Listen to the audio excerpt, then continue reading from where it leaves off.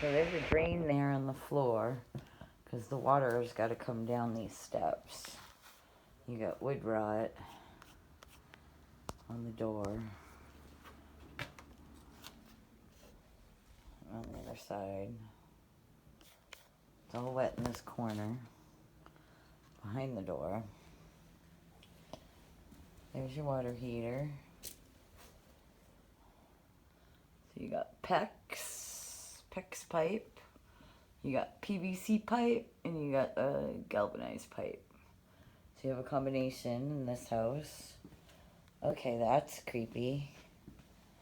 So there's a kitchen down here, and an old oil tank. And cast iron. So it's real common.